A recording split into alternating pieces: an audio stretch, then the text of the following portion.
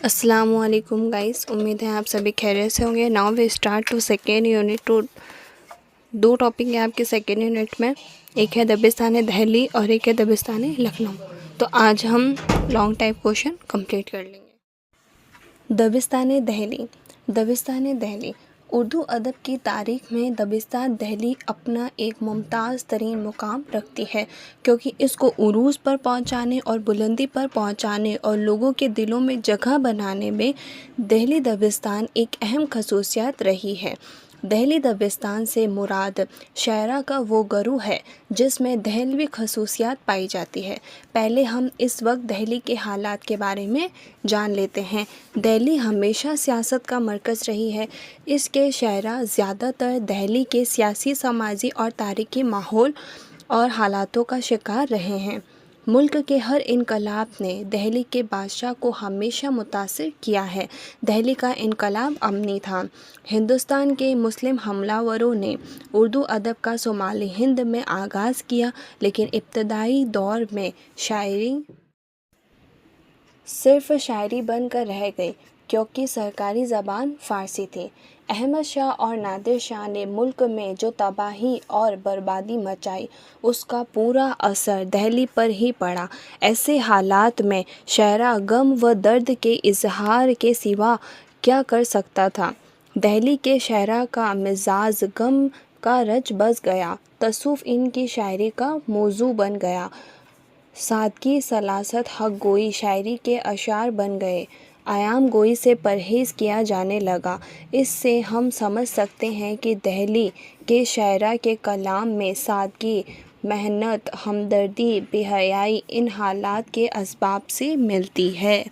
दबिस्तान दहली के चंद खसूसियात मंदरजा झील है। दबिस्तान दहली के शायरा के यहाँ दाखिलियत पर ज़्यादा ज़ोर दिया जाता है। दबिस्तान दहली के शायरा के यहाँ तसव्वुफ़ व अखलाक का रंग नुमायाँ होता है।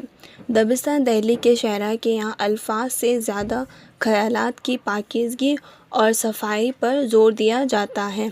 दबिस्तान दहली के शायरा के यहाँ जज्बात असली होते हैं, इसलिए यहाँ सोच व गदाज भी काफ़ी होता है। दबिस्तान दहली के शायरा के यहाँ मामूलात और जज्बात असली होते हैं। दबिस्तान दहली के शायरा के यहाँ आमद की कैफियत हर कलाम में नज़र आती है।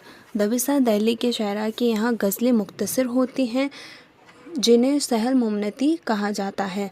दबिस्तान दहली के शायरा के यहाँ विसाल से ज़्यादा हिज्र की तलब होती है। दबिस्तान दहली के शायरा के यहाँ की ज़बान मर्दाना है। बाज़ जगहों पर महबूब भी मर्द ही नज़र आते हैं। दबिस्तान दहली के शायरा के यहाँ तर्ज़ बयान सादा और सलीस होता है। ये दौर सच्ची शायरी का बेहतरीन दौर था। इसमें गज़ल के अलावा कसीदा, मरसिया और मसनवी को उरूज पर पहुंचा दिया। मीर के अंदाज से मीर के ज़माने में 3.25 शायर दहली में मौजूद थे। मीर तकी मीर, सौदा, दर्द, सोज, नसीर, मिर्ज़ा गालिब, हाली, मोमिन, ज़ौक़, मोहम्मद हुसैन आज़ाद, दाग दहलवी। शॉर्ट क्वेश्चन में भी क्वेश्चन आता है कि दबिस्तानी दहली के शायरा कौन थे और उनके नाम बताएं, तो आप ये भी लिख सकते हैं। मीर और सौदा ने गज़ल को उरूज पर पहुंचा दिया। मीर दर्द ही सिर्फ़ एक ऐसे शायर थे जिनके कलाम के में ज़बान व ख़याल के इजहार से बुलंदी पर रखा गया। इनको उर्दू शायरी का मुकम्मल शायर मानते हुए उस्ताद के कायल समझा। इनको उर्दू शायरी का सबसे बड़ा शायर तस्लीम किया गया। मीर ने फ़ारसी की खसूसियात को उर्दू में राइज़ किया, अखलाक और जज्बात को उर्दू शायरी में जगह दी।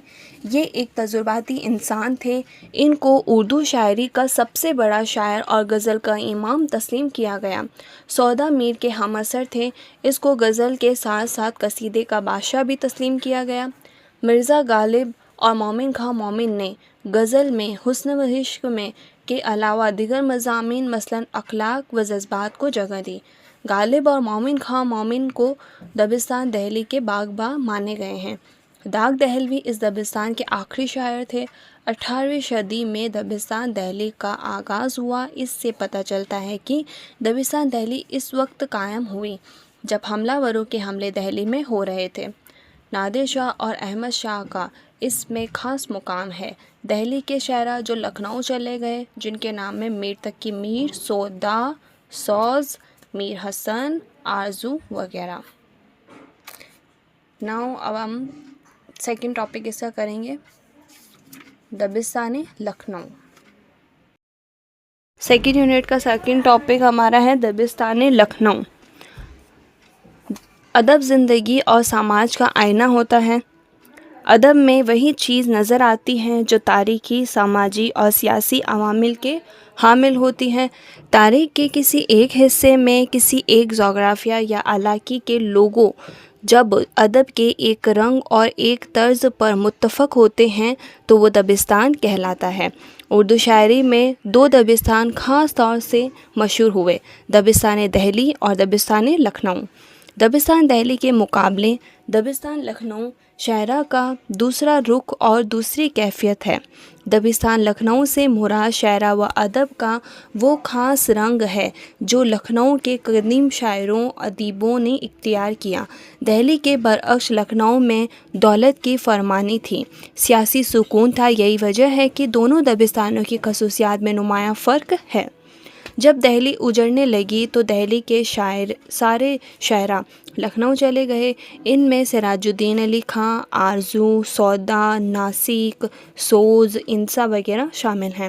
لکھنؤ میں عیش و عشرت اور نوابوں کا دورہ تھا، دولت کی فراوانی تھی۔ یہی وجہ ہے کہ یہاں کے لوگوں میں سرمستی اور رنگین مزاجی آ گئی۔ لکھنؤ کے شاعری اس دور کی مکمل عکاسی کرتے ہیں۔ یہ خوبیاں اور خامیاں لکھنؤ شاعری کی یادگار ہے جو حسب ذیل ہے۔ حسن و عشق کی خالص معمولات کا بیان۔ لکھنؤ کے شاعراں نے حسن و عشق کے خالص معمولات پر زیادہ توجہ دی۔ لکھنؤ کے شاعراں معشوق کے خارجی اوصاف والوازم سے زیادہ دلچسپی رکھتے تھے۔ عشق کے باریک ان کے بس کی بات نہیں تھی۔ ان کا عشق رسمی و روایتی ہے۔ اکثر ان کی معاملہ بندی ابتذال اور ایرانی کی حد تک پہنچ جاتی ہے۔ یہ لکھنؤ کا عام رنگ ہے اور اس پر لکھنؤ کے شاعراں نے خوب ناز کیا۔ مثال کے طور پر دیا میرے جنازے کو جو کندھا، اس پری رونے گما ہوا تختہ، تابوت پر تخت سلیمان کا، مشکل بغیر ساکھی مہوش ہے دورے میں، محتاج آفتاب ہوا مہتاب کا، پیری بغیر ہم نے نہ دیکھا طلوع صبح، گزرا شب فراق میں موسم شباب کا۔ اس کے علاوہ لکھنؤ کے طرز معیشت اور عیش کوشی سے کوئی شاعر متاثر ہوئے بغیر نہ رہ سکا اور بے لطف مضمون آفرینی سے کوئی شاعر نہ بچ سکا۔ جو میٹھی میٹھی نظروں سے وہ دیکھے، کہوں آنکھوں کو میں بادام شرے، عاشقانہ مضامین۔ لکھنؤ شاعری میں تصوف کے مضامین نہ ہونے کے برابر ہے۔ یہاں کے رنگین ماحول میں نہ صوفیوں کا گزر تھا، نہ صبر و قناعت کی تعلیم کی ضرورت تھی۔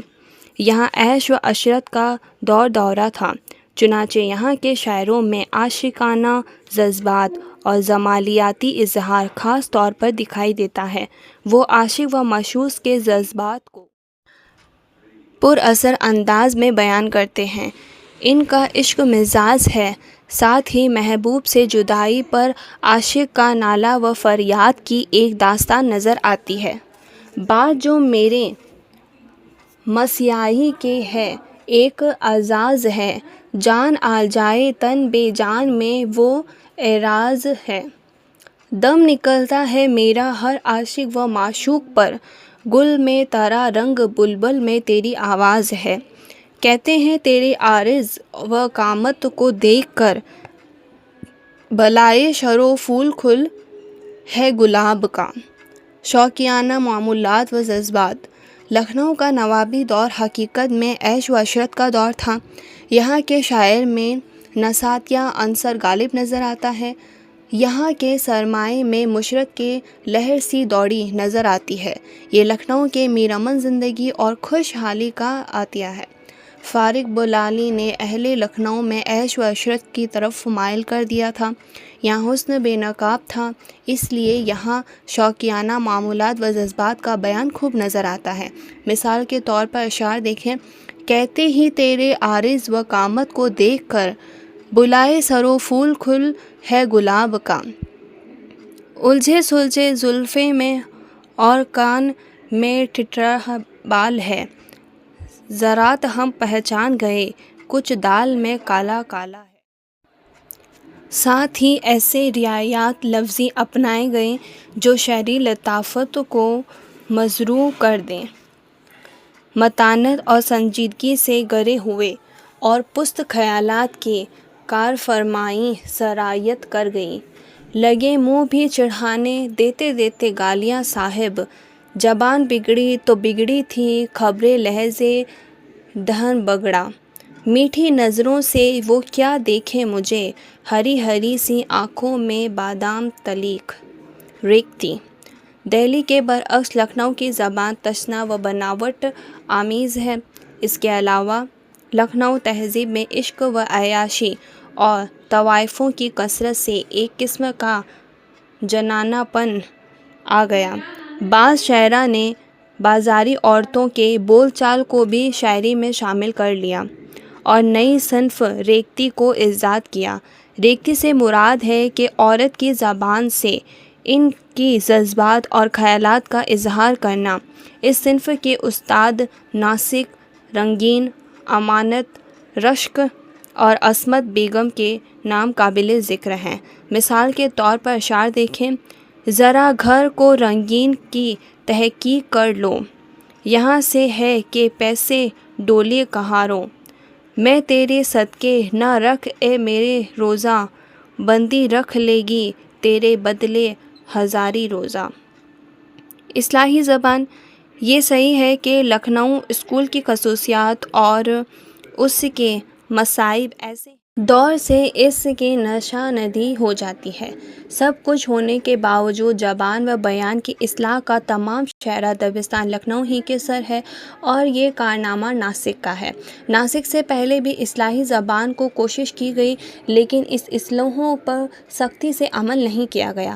سینکڑوں نامانوس اور غیر فصیح الفاظ اور زبان و شاعری کے قواعد میں جو غلطیاں رہ گئی تھیں، ناسک نے ان سب کی اصلاح کی۔ جو تصورے کہ ان پر خود بھی سختی سے عمل کیا اور شاگردوں سے بھی عمل کروایا۔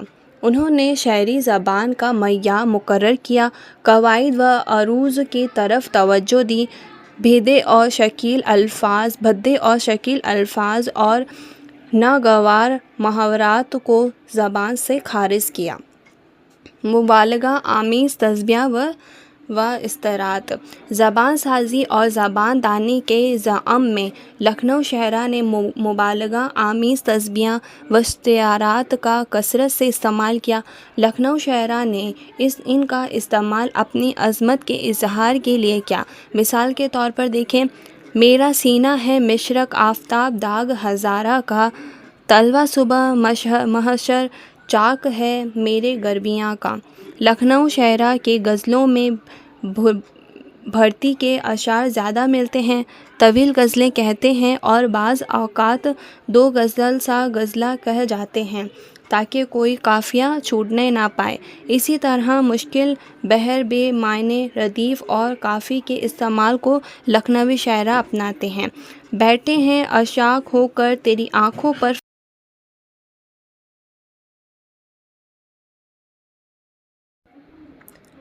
مجموعی طور پر لکھنؤ کا ادب زبان پر منحصر ہونے کے باعث ایک ماحول اور ایک مقام اور ایک وقت کا پابند ہو کر رہ گیا۔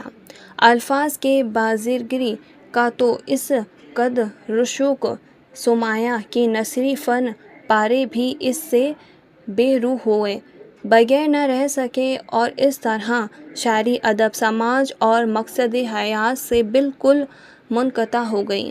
یہ دبستانی انسانی جذبات کے صحیح عکاسی کرنے سے ایک قاصر رہا لے دے کر ثنائی حسن الفاظ اور ظاہری تحسین ہی دبستان لکھنؤ کا دائرہ امتیاز بن رہ گیا۔ گویا دبستان لکھنؤ کی شاعری ایک مجلس تھی جو مخصوص اثرات کے تحت پیدا ہو کر اپنی چمک دمک دکھا کر رخصت ہو گئی۔ اب نہ ایسے حالات پیدا ہوں گے اور نہ ایسی کیفیت پیدا ہو سکے گی۔ اس لیے دبستان لکھنؤ ایک تاریخ ساز حیثیت بھی رکھتی ہے، جس کا اہم کارنامہ معاملہ بندی، رعایت الفاظی خارجیت ہے۔ اپنی ایک ہی خوبیوں کے باعث یہ شاعری و ادب کی تاریخ میں یادگار رہ گئی۔ اس کے علاوہ انیس اور دبی نے اردو مرثی میں دبستان لکھنؤ کا نام روشن کیا۔ اس کا اعتراف رام بابو سکسینہ ان الفاظ میں کرتے ہیں: دبی شاعری و حسن میں قدرتی مناسبت رکھتے تھے اور علی الخصوص مرثیہ گوئی کے بچپن ہی سے والداد تھے۔ میر ضمیر کے شاگرد ہوئے اور تھوڑی ہی عرصے میں اپنی ذہانت اور طبع ذوقت سے اپنے ہم مسکوں پر سبق لے گئے۔ دبستان جو لکھنؤ ہے اس میں ایک ہی چیز ہے کہ جتنے بھی عشقیہ اور اشعار پائے جاتے ہیں وہ دبستان لکھنؤ میں، اور سیاسی اور سماجی سے ریلیٹڈ جو اشعار پائے جاتے ہیں وہ دبستان لکھنؤ میں۔ تو ہماری جو سیکنڈ یونٹ ہے اس کے 2 ٹاپک تھے، دبستان دہلی اور دبستان لکھنؤ، وہ ہم نے دونوں کمپلیٹ کر لیے ہیں۔ تو thank you for watching this video and share subscribe my YouTube channel. جزاک اللہ خیر۔